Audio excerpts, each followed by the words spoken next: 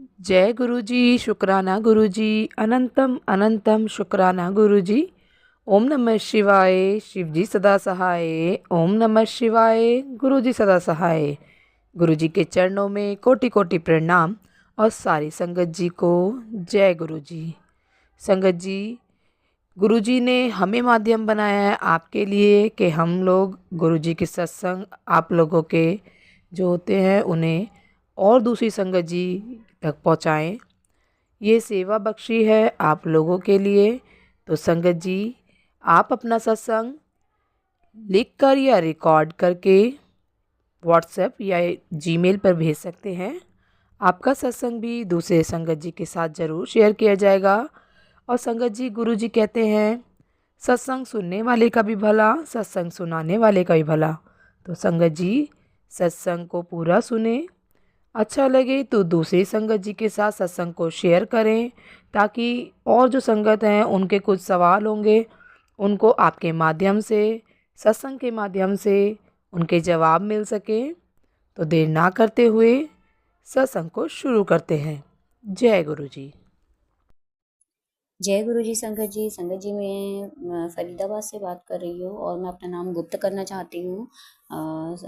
तो मेरी जो गुरु जी से जर्नी थी वो 2022 से शुरू हुई थी। तो एक बार क्या होता है कि मैंने अपने घर में एक पूजा करवाई थी। क्योंकि हमारी जो फाइनेंशियली कंडीशन ना उस टाइम ठीक नहीं थी, तो मैंने पूजा करवाई थी। मैं कंटिन्यू मतलब हर साल करवाती रहती थी बच्चे के बर्थडे पे। तो कथा करवाई थी सत्यनारायण की। तो उस टाइम जो पंडित जी थे हमारे, तो उन्होंने ये बोला कि बेटा आप किसकी पूजा करते हो, तो मतलब किसको मानते हो सबसे ज़्यादा। तो मैंने कहा, और मेरे हस्बैंड ने कहा कि हम विष्णु भगवान को और कृष्ण जी को मानते हैं। तो उन्होंने कहा विष्णु भगवान और कृष्ण जी को मानने से बढ़िया ये है कि आप भोले बाबा को मानो, शिव को मानो। तो शिव बाबा जो शिव जी होते हैं वो आपको फाइनेंशियली स्ट्रांग बनाते हैं। तो आपके जो घर की हालात है वो सब ठीक हो जाएगी। तो इस तरीके से फिर तब से मैंने ये सोच लिया था कि मेरे को ना गायत्री, हाँ, पंडित जी ने मुझे ये बोला कि गायत्री का मंत्र जाप करो तो उससे ठीक हो जाएगा। तो मेरे ससुराल में ना कोई लोग इन चीज़ों को मानते नहीं बिल्कुल भी। तो वो कोई पूजा पाठ नहीं करना, कुछ भी नहीं करना, तो वो कुछ नहीं मानते इन चीज़ों को। तो अब मेरे मतलब तो मैं ही इन चीज़ों को मानती हूँ सबसे ज़्यादा। मैं पूजा पाठ वगैरह बहुत ज़्यादा करती हूँ। तो फिर मैंने पंडित जी ने मुझे कहा कि अगर घर में कोई नहीं मानता तो आप करो, आप इस घर के बहू हो तो आपको करना पड़ेगा, आप करो। तो गायत्री जाप के लिए बताया उन्होंने, गायत्री मंत्र जाप करो। तो मैं गायत्री मंत्र जाप मैंने बहुत लंबे टाइम तक गायत्री मंत्र जाप करा, कम से कम 6-7 महीने से ऊपर हो गया था जाप करते करते। तो बट मुझको ना उसका उल्टा ही असर दिखा मुझे, पॉजिटिव असर नहीं दिखा। तो फिर मैंने एक यूट्यूब पे देखा था, मतलब किसी साधु महाराज का ही वीडियो देखा था। तो उन्होंने कहा कि जो गायत्री जाप है वो अगर सीधा मतलब कोई मंत्र जाप करते हो या कोई भी गायत्री जाप कर रहे हो तो किसी गुरु से मंत्र दीक्षा लेके या फिर कोई गुरु बना करके तब आप उसका मंत्र जाप को स्टार्ट करो, तो वो आपका मंत्र जाप जो है वो सफल होता है।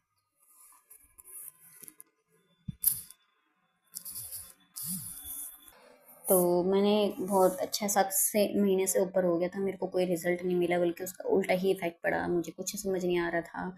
तो मैंने कहा यार अब गायत्री जाप करके फायदा है नहीं, और इस सबसे पहले ना मुझे गुरु बनाने हैं, मुझे एक गुरु ढूंढने हैं। तो संगत जी मैंने ना पहले भी एक गुरु बनाए हुए थे बचपन में, मतलब फैमिली वालों ने गुरु दीक्षा दिलाई थी मुझे। तो बाद में जैसे न्यूज़ में बहुत सारे गुरु जो हैं वो पकड़े गए थे, बहुत कांड हुए थे लोगों के, मतलब गुरुओं के। तो फिर हमने भी मानने बंद कर दिए थे। तो तब से मैंने कोई गुरु नहीं बनाया। तो फिर मैंने कुछ टाइम सोचा कि यार मैं ऐसा कौन सा गुरु है, मतलब जो कहते हैं ना कि बिल्कुल प्योर गुरु, और जो आजकल मिलते भी नहीं हैं, सतगुरु जिन्हें बोला जाता है। तो मैंने कहा मुझे ना सतगुरु चाहिए। मैं बहुत टाइम से बोल रही थी, कुछ दिन तक मैं बहुत बोलती रही, मुझे ना सतगुरु, ऐसा गुरु मिले जो जिसमें भोले बाबा की भी मतलब शिव को भी माना जाए, और मुझे एक सतगुरु मिले जो प्योर हो बिल्कुल। ऐसे नहीं हो जैसे और बाबाओं का वो दिखाया जा रहा था ना न्यूज़ पे, पकड़े गए थे। तो ऐसा नहीं चाहती थी मैं। तो मैंने कहा अब तो ऐसा हुआ। तो फिर मैंने ना मेरे को ना मैं उस दिन सो गई, तो मेरे को सपना आया कि एक बाबा सा गली में, हमारी गली में, जिस घर जहाँ पे हमारा घर था, रेंट पे रहते हैं हम, तो उस गली में ना एक रेड़े पे एक गुरुजी की ना स्वरूप लेके जा रहा था। और मैंने वो लाइफ में कभी गुरुजी देखे नहीं थे उस टाइम। तो मुझे ये ड्रीम आया कि वो बड़े बड़े गुरुजी के स्वरूप को लेके जा रहा था। और मैं बाहर आई, मैंने कहा ये कितने का दिया? तो वो बेच रहे थे। तो मैंने ना उनसे गुरुजी लिए नहीं, बस मैंने वो बहुत बड़े बड़े स्वरूप देखे थे, तो मैं ले नहीं पाई। और मैं पैसे कम करने के लिए बोल रही थी, तो मैं ले नहीं पाई। तो शायद मुझे ऐसा लगता है आज कि वो गुरुजी ही थे जो अपने स्वरूप मुझे, मतलब अपनी प्रेजेंस जो है, मुझे सपनों में फील करवा रहे थे कि मैं ही हूँ, मुझे अपना, और तू गुरु ढूंढ रही है तो मुझे मान। तो इस तरीके से शायद वो मेरे को यही बताना चाहते थे। तो संगत जी, तो मतलब या तो उनका कहने का मतलब ये था कि स्वरूप को मेरे स्वरूप को अपने घर में लेके आ।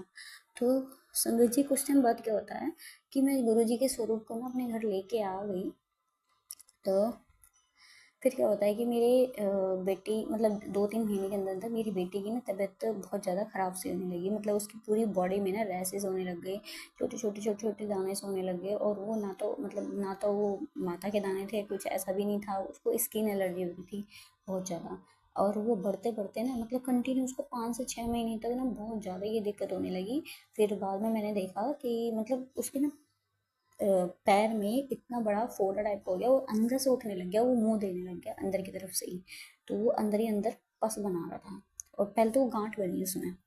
तो फिर बाद में ना मेरी लड़की 2-3 दिन तक तो बहुत परेशान रही, दर्द रहा उसे। तो मैं गुरुजी का स्वरूप ना अमेजोन से मंगा चुकी थी पैसों में, बट मुझे नहीं पता था उस टाइम कि गुरुजी के स्वरूप को खरीदते नहीं है, कोई संगत से लेते। बट मेरे को ना उस टाइम कोई संगत मेरे कनेक्शन में नहीं थी, तो मैंने वो स्वरूप को खरीदा था। तो वो स्वरूप को मैंने ना, मुझे इतना नहीं पता था कि इनकी पूजा होती है, ना मैंने कोई सत्संग सुना था, ना मैं कोई सत्संग में गई, ना मेरे किसी के संगत से कोई मुलाकात हुई। तो मैंने वो स्वरूप को खरीद करके बस मेरे घर के दीवार पे टांग दिया। अब ना मैंने कभी उनकी पूजा करी, ना कुछ। हाँ, लेकिन ये है कि मैंने ना संगत, मतलब जैसे फ़ोन में गुरुजी के भजन चलते हैं ना, तो गुरुजी के भजन सुनने लगी। और वो जो मंत्र जाप था, वो सुनते सुनते मुझे मंत्र जाप के बारे में पता लगा। मंत्र जाप भी मैंने घर में अपना फ़ोन में चलाती थी, सुबह सुबह घर का, सुबह सुबह खाना काम करते करते मंत्र जाप सुनती रहती थी। तो मेरी लड़की की जब वो तबीयत खराब हुई थी ना, जो पैर में फोड़ा टाइप का कुछ ऐसा हो गया था, तो वो फोड़ा नहीं, वो बहुत बड़ी प्रॉब्लम बन गई थी। हमने बहुत लंबा टाइम ले लिया था, बहुत लंबा हो गया था, तो वो अंदर ही अंदर प्रॉब्लम बन गई उसके पैर पे। तो उस टाइम मैंने गुरु जी से ध्यान करा। मैंने कहा गुरुजी, मेरी बेटी का दर्द ठीक कर दो, या जो भी है। तो मतलब उसकी ये नौबत आ गई कि वो हॉस्पिटल जाने की नौबत आ गई। फिर हम हॉस्पिटल में लेके गए, एक हॉस्पिटल नहीं, वहाँ उन्होंने दूसरी जगह हमें रेफ़र करा। उन्होंने ये बोल दिया कि ये सीरियस कंडीशन है, अगर ऐसा कुछ दिक्कत, मतलब अगर ये प्रॉब्लम है, इन्फेक्शन अगर हड्डी तक पहुँच जाएगा, तो ये दर्द जो है हड्डी तक, मतलब इन्फेक्शन जो है हड्डी तक पहुँच जाएगा, तो फिर हमें ये पैर को काटना पड़ेगा, ये बोला था। तो फिर हम वहाँ से, उन्होंने हमें दूसरे हॉस्पिटल में रेफ़र कर दिया। तो हम दूसरे हॉस्पिटल में चले गए, बड़े हॉस्पिटल में। तो वहाँ पे क्या होता है, वहाँ पे मैंने गुरुजी से उस टाइम अरदास लगाई। हमारे पास पल्ले में पैसा कुछ भी नहीं था, तो वहाँ पे खूब पैसा लगा। मैंने कहा चलो कोई बात नहीं, पैसा लग जाए, जैसे तैसे हम एडजस्ट कर लेंगे, बस लड़की ठीक होनी चाहिए हमारी। तो तो जैसे तैसे करके हमारी लड़की हो गई। हफ्ता भर हम वहाँ रुके थे, हॉस्पिटल में एडमिट थी मेरी लड़की। हफ्ते भर के अंदर अंदर मेरी बेटी रिकवर हो गई। तो मतलब सर्जरी की भी ज़रूरत नहीं पड़ी। वहाँ पर मैंने गुरुजी से अरदास लगाई थी, गुरुजी अगर आप हो तो मेरी बेटी को ठीक कर दो बिना सर्जरी के। तो संगत जी, मेरी बेटी वहाँ पे ठीक हो गई। और उस टाइम मुझे नहीं पता था कि सच में गुरुजी ऐसा मिरेकल करते, क्योंकि मैं सत्संग नहीं सुनती थी। बस मुझे इतना पता था कि गुरुजी से बातें करो तो वो आपकी बात को सुनते हैं। तो ऐसा करके, तो संगत जी, ऐसे करके मेरा विश्वास जागा। तो हमने ना मेडिक्लेम बना रखा था, तो वो सारा जो बिल था वो मेडिक्लेम पे हमारा कटा। लेकिन उस टाइम जो प्रॉब्लम थी ना, वो फोड़े फुंसी के पर, तो हमें मेडिक्लेम मिला नहीं था। लेकिन हमने फिर बाद में जैसे तैसे करके हमारे को, मतलब उस टाइम तो हमने कैश दे दिया था, 50-60 हज़ार के आसपास का जो कैश बिल बना था हमारा। तो वो हमने उस टाइम कैश दे दिया था, और वहाँ से डिस्चार्ज हो चुके थे। और फिर बाद में वो भी मेरे हस्बैंड ने क्रेडिट कार्ड से ही, मतलब लोन ले करके ही या किसी से मांग के ही ऐसे ही दिया था। पैसा दिया था। तो फिर बाद में 1 महीना होने वाला था, 1 महीना से ऊपर हो गया था, मैं बहुत परेशान थी। और वो पेपर वहाँ मेडिक्लेम में कभी वो कहते कि भाई ये पेपर सही नहीं है, वो पेपर सही नहीं है, हॉस्पिटल से मतलब मेडिक्लेम वाले, और इसको वापस कर दोबारा पेपर बना के दो, ये करो वो करो, मतलब बहुत लफड़े करे उन्होंने। 1 डेढ़ महीने तक हमें ऐसे लटका दिया। फिर मैंने गुरुजी से फिर से अरदास करी, मैंने कहा गुरुजी एक तो वैसे ही पैसा नहीं है, और बच्चे की तबीयत मतलब अभी भी कुछ कह नहीं सकते कि रिकवर हो तो गई है, लेकिन कुछ कह नहीं सकते। डॉक्टर ने बोला था कि कम से कम 4-5 महीने तक बच्चे को बेड रेस्ट चाहिए। तो मैंने कहा जो भी है, लेकिन अब कैसे किया जाए, मतलब मेरी बेटी की तबीयत तो थोड़ा बहुत ठीक है, लेकिन हमारा जो पैसा है वो फंसा हुआ है। मतलब वो मेडिक्लेम वाले जो है ना 1 रुपया नहीं दे रहे थे। तो हम मैंने कहा बस गुरुजी कुछ भी करके मेरे जो हमारा मेडिक्लेम का पैसा है वो हमें अकाउंट में आ जाए। तो मतलब जिस दिन मैंने फर्स्ट अरदास लगाई थी गुरुजी से कि गुरुजी मेरा मेरे हस्बैंड का जो मतलब मेरी बेटी का जो मेडिक्लेम था उसका पैसा जो है हमारे को मेरे हस्बैंड के अकाउंट में आ जाए, तो उसी की अगली शाम को ही सुबह सुबह मेरे हस्बैंड के अकाउंट में पैसे वापस आ गए थे मेडिक्लेम से। तो तो वो वो मेरे लिए बहुत ही वो था, मतलब तो वो हमारे लिए बहुत ही खुशी की बात थी कि क्योंकि बहुत हमारा फाइनेंशियल कंडीशन भी बहुत वीक थी, और मतलब मोटा पैसा था। तो मैंने कहा चलो इसी बहाने हमारा मतलब चलो पैसा आया। तो मैंने उस दिन से मेरा गुरुजी पे बहुत विश्वास जागा, और फिर तब मैंने अपने हस्बैंड को बोला कि मैंने कहा गुरुजी के बड़े मंदिर चलेंगे। तो हम बड़े मंदिर दोनों मिल करके गए, और वहाँ से मैं गुरुजी के बड़े मंदिर से मैं गुरुजी का स्वरूप लेके आई थी, स्वरूप लेके आई। फिर मैं सुबह शाम उनकी जोत बत्ती करती थी और उनका ध्यान सत्संग सुनना शुरू करा। सत्संग सुनते सुनते मुझे ये पता लगा कि किस तरीके से अमृत वेला की जाती है, लेकिन प्रॉब्लम हो जाती है, कभी कभी मैं नहीं उठ पाती हूँ। तो शुरू शुरू में तो मेरे को गुरुजी खुद ही उठाते थे 4 बजे, कभी कभी तो 3:30 बजे उठा देते थे। लेकिन बाद में मेरी थोड़ी सी तबीयत ठीक नहीं रही, और फिर बाद में मैंने लेट उठना शुरू कर दिया। लेकिन सुबह 6 बजे के टाइम पे फिर मैं पूजा करती थी और ध्यान लगाती थी, मंत्र जाप करती थी, और गुरु जी को जल प्रसाद और चाय प्रसाद को भोग लगाती थी सुबह सुबह नहा धो के। तो इस तरीके से मेरा कंटिन्यू चलता रहा, और बहुत बढ़िया हो रहा है।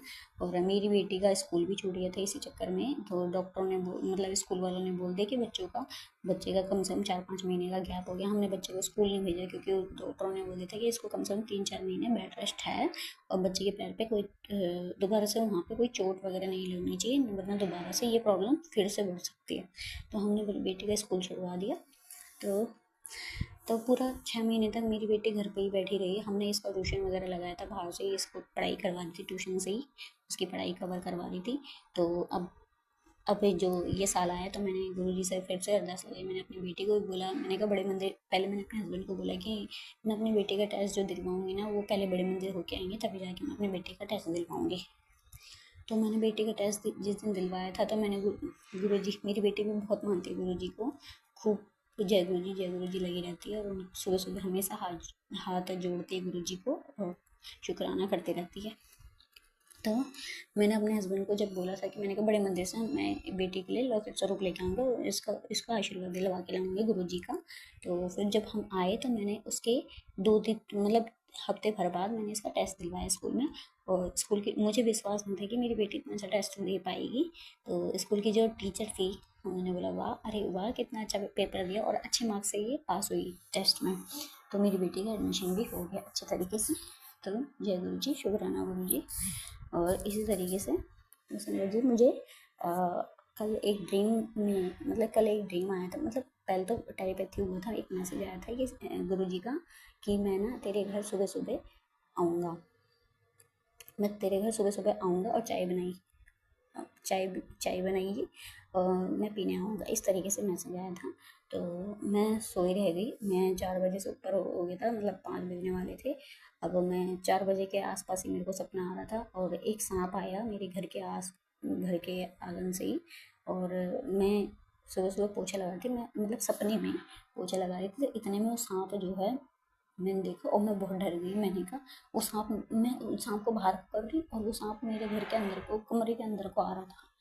तो मैं डर रही हूँ बहुत ज़्यादा, और वो अचानक से एक सांप से 3-4 सांप हो गए, और मैं हैरान हो गई। मैंने अपने हस्बैंड को बोला कि इसको भगाओ, इसको भगाओ, और मुझे मुझे ना बहुत डर लगने लगा। और मैं अपने हस्बैंड को बोल रही हूँ इसको भगाओ, मैं इसको भगाओ, इसको भगाओ, ये हमें मेरी वाणी को काट जाएगा, मेरी बेटी को मतलब मेरी बेटी को काट जाएगा। तो इस तरीके से मुझे ये सपना आया। तो वो पक्का वो सांप के रूप में जो थे वो मेरे गुरु ही थे, जो मेरे घर पे आए थे और उन्होंने हमें दर्शन दिए, हमारे घर को ब्लेस किया। जय गुरु। जय गुरु जी। संगत जी, यदि सत्संग पसंद आया हो, सत्संग को लाइक करें, चैनल को सब्सक्राइब करें। सत्संग बोलने में कोई गलती हो गई हो तो कृपया क्षमा करें। और यदि आप भी अपना सत्संग दूसरे संगत जी के साथ शेयर करना चाहते हैं तो डिस्क्रिप्शन में दी गई ईमेल आईडी और व्हाट्सएप नंबर पर आप अपना सत्संग लिखकर या रिकॉर्ड करके भेज सकते हैं। आपका सत्संग भी दूसरे संगत जी के साथ ज़रूर शेयर किया जाएगा। और सत्संग को पूरा सुने, दूसरे लोगों के साथ शेयर करें, दूसरी संगत जी का भी भला हो सके और आपको भी गुरु जी की ब्लेसिंग मिल सके। जय गुरु जी। शुक्राना गुरु जी। सारी संगत जी को जय गुरु जी।